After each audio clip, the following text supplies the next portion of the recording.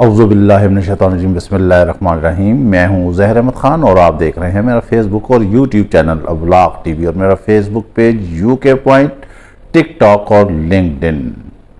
سب سے پہلے تو ہم پوری امت مسلمہ اور اہل وطن کو عید مبارک پیش کرتے ہیں۔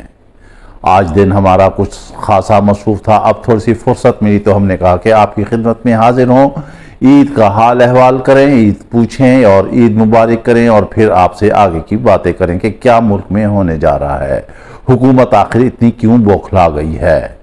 نہ کسی کو حج پہ جانے دیتے ہیں، اگر کوئی اس کا گانا گاتا ہے قیدی نمبر 804 ہماری مراد ہے ملکو، تو اس کو بھی باہر جانے نہیں دیا جاتا ہے۔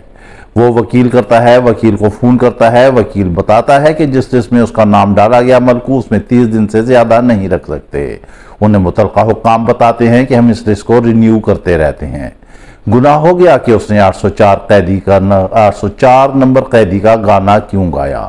جرم ہے اس ملک میں کہ جو کوئی اس کا نام لے گا وہ پابند سلاسل ہوگا، یا اس کی زبان گنگ کر دی جائے گی، یا اس کی زبان بند کر دی جائے گی، یا پھر وہ قید و بند اور پابند سلاسل ہو جائے گا۔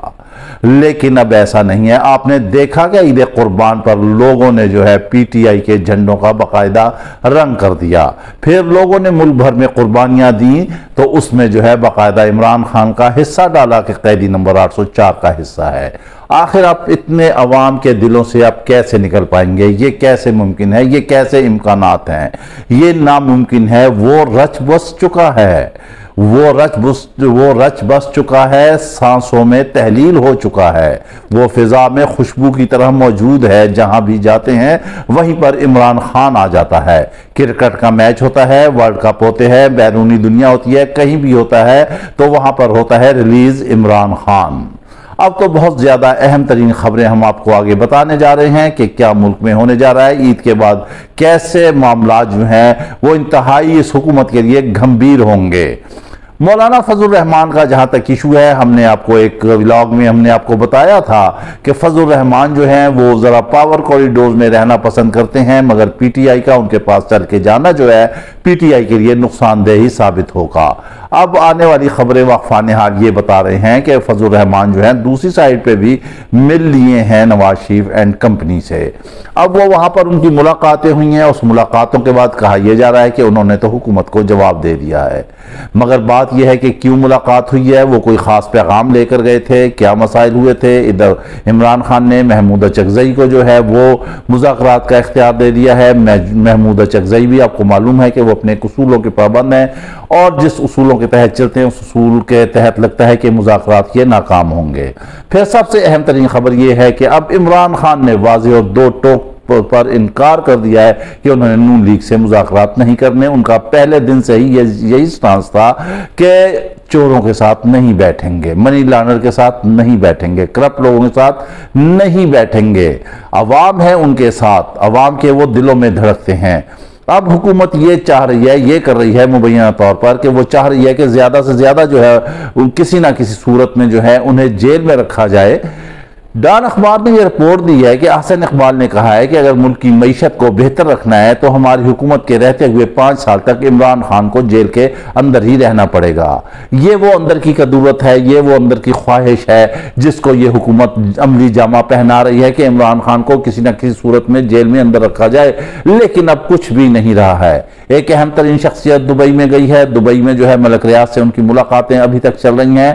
کہا یہ جا رہا ہے کہ اس شخصیت نے جو ہے القادر یونیورسٹی کے کیس کے حوالے سے ملک ریاض کو جو ہے کافی حد تک جو ہے وہ راضی کر دیا ہے اور وہ ہو سکتا ہے کہ وعدہ معاف گواہ بن کر سامنے آ جائیں، لیکن ابھی تک آئے نہیں ہیں۔ یہ assumption ہے، یہ خیالات ہیں لوگوں کے، یہ تجزیے ہیں، یہ مفروضے ہیں، کیونکہ ملک ریاض نے کہہ دیا تھا کہ اوور مائی ڈیڈ باڈی، کیونکہ ایسے نہیں ہو سکتا۔ انہوں نے کہا تھا کہ میں نے اپنی آڈیو ویڈیوز ریکارڈ کر کے رکھ چھوڑی ہیں اور بڑے اہم ترین لوگوں کے نام جو ہیں اس میں ہیں، اور آپ کو معلوم ہے ملک ریاض و بادشاہ ہیں، ٹائکون ہے، وہ کہتے تھے یہاں پر کہ جو فائل نہیں چلتی میں اس میں پہیے لگا دیتا ہوں۔ وہ فائل میں نہیں، ہر چیز میں ہی پہیے لگا دیتے ہیں، حکومتوں کو بھی پہیے لگا دیتے ہیں۔ تو بڑے بڑے چیزیں جو ہیں وہ جو ہیں وہ ان کے پاس ہیں، ان کے راز جو ہیں وہ ان کے سینے میں دفن ہیں۔ اگر انہوں نے وہ کھول دیے تو یہاں بڑے بڑے جو ہیں سفید پوش جو ہیں وہ منہ دکھانے کے قابل نہیں رہیں گے۔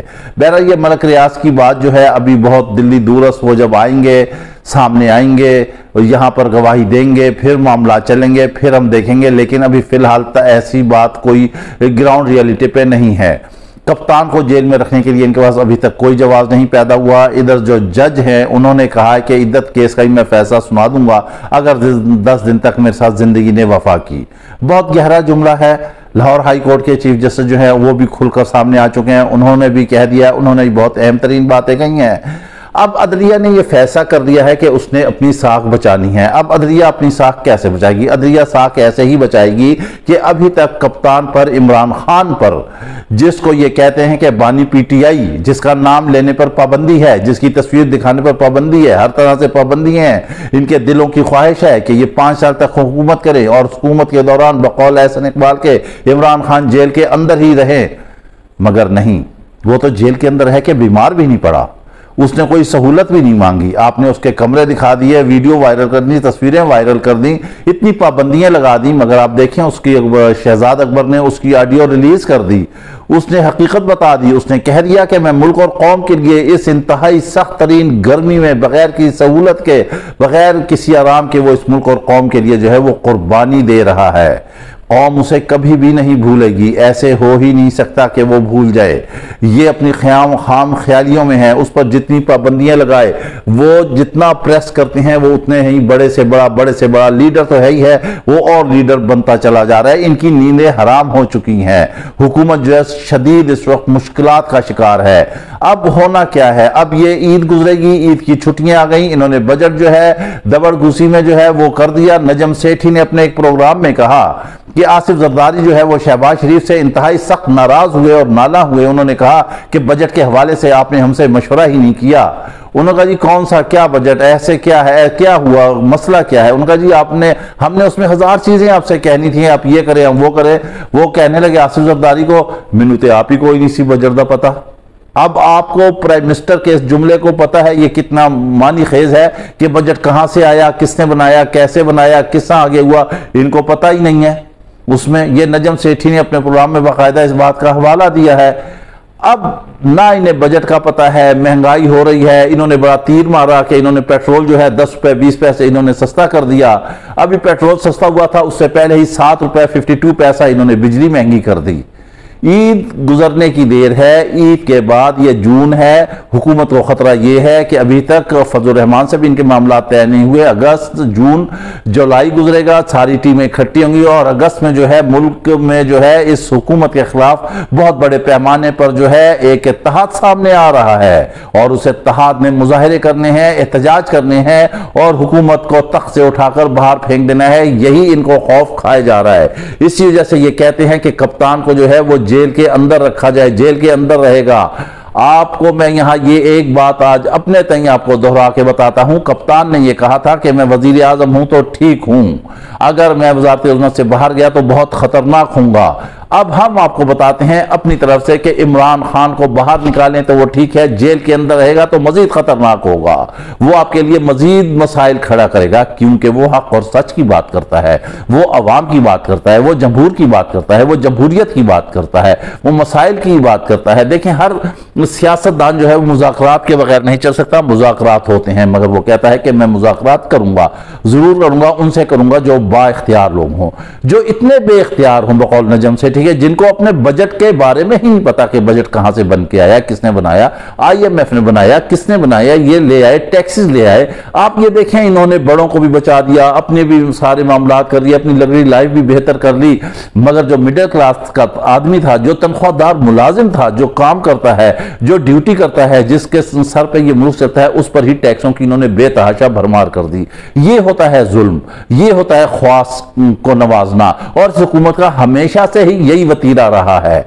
आप ये देखें कि इमरान खान ने सेहत कार्ड जारी किया था 25 करोड़ अवाम के लिए।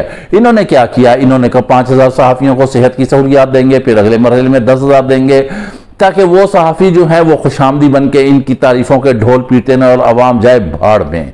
ये हमेशा से यही काम करते आए हैं। ये कहते हैं कि ख्वास को नवाज दो, जहां से फायदा होता हो, बाकी सारे लोग भूखे मरें, जैसे मरें, एड़ियां रगड़ रगड़ के मरें, बिस्तरे मर पे मरें, उन्हें अद्वियात मिले, सेहत मिले, पानी मिले, तालीम मिले, कुछ मिले, कुछ भी ना मिले, लेकिन जो ख्वास लोग हैं, जो बोलने वाले हैं, उनके मुंह बंद कर दिए जाएं। لیکن اب نہیں، ایسا نہیں ہو سکتا۔ آپ نے دیکھ لیا ہے کہ اس وقت میڈیا کتنا پاورفل ہے۔ کون سا میڈیا؟ یہ بکاؤ میڈیا نہیں، سوشل میڈیا۔ سوشل میڈیا کی مثال آپ کے سامنے ہے، جیسے سانگھڑ میں ایک وڈیرے نے ایک اونٹنی کے بچے کا صرف اس لیے محض ٹانگ کاٹ دی کلہاڑی مار کے کہ اس کے کھیت میں داخل ہو گئی۔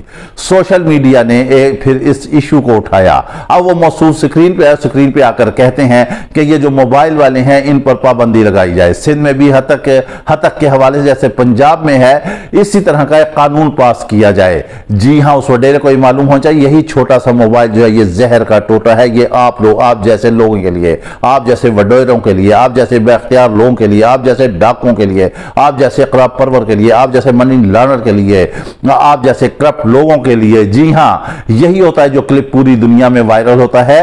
جو صاف ستھرا ہے اسے کوئی ضرورت ہی نہیں ہے۔ سوشل میڈیا ایک پاور ہے، اسے کسی صورت بھی بھاگا نہیں جا سکتا، اور یہی حکومت کے لیے سب سے بڑا المیہ ہے۔ اس نے دوسرے میڈیا تو قابو کر لیا، ٹی وی کے لیے اور اخبارات کے لیے انہوں نے بجٹ میں ایک خاص قسم کا جو ہے وہ ایک خاص رقم جو غالباً 5 ارب سے زائد کی ہے وہ اشتہارات کی مد میں انہوں نے رکھی ہے تاکہ ان کے منہ بند کیے جا سکیں اور وہ نہ بولیں۔ لیکن سوشل میڈیا، اصل میڈیا یہی ہے جو ان کے نہ قابو میں آنا ہے نہ یہ قابو کر سکتے ہیں، چاہے جتنے مرضی ہیلے بہانے یا جتن کر لیں۔ اور اب یہ بھی سننے میں آ رہا ہے، سنا یہ جا رہا ہے معین طور پر کہ عمران خان کا بھی کوئی ہم شکل تیار کیا جا رہا ہے، اور سب سے اہم بات یہ ہے کہ یہ بھی کہا جا رہا ہے جیسے انڈیا میں عمران ریاض کا ایک ہم شکل ہے، اسی طرح سے عمران ریاض کا کوئی ہم شکل ابھی منظر عام پر آنے والا ہے۔ لیکن دنیا بہت تیز ہو چکی ہے، ویجیلنٹ ہو چکی ہے، اب جس کے مرضی ہم شکل آئیں، اصل ہی ہوتا ہے، نقل ہی ہوتا ہے۔ اصل حکومت ہوتی ہے، فارم 47 کی حکومت فارم 47 کی ہوتی ہے، جیسے کہ یہ موجودہ حکومت ہے، جعلی مینڈیٹ کے ساتھ، جسے نہ عوام نے ووٹ دیا، نہ عوام نے سلیکٹ کیا، نہ ہی عوام چاہتی ہے اسے۔ اس کے ساتھ ہی ہمیں اجازت دیجیے، اپنا خیال رکھیے گا، ویلاگ پسند ہے تو لازمی لائک اور شیئر کیجیے گا۔ اللہ حافظ۔